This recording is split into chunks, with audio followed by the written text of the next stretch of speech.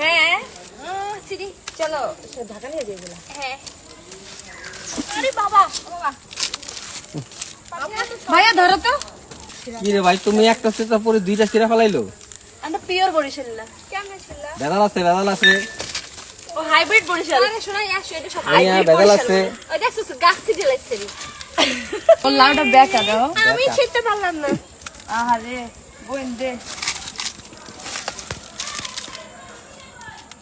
এটা সিরবা কেমন পেঁচা পেঁচা বানাই লাইছে সেরি পা দেন সিরি এটা কিছু নিয়ে আসতে কাটি দাঁত দিয়ে কাটি এই শিখছে না ভাই এটা মনে হয় কত হবে চারটা পরে আর বিশাল।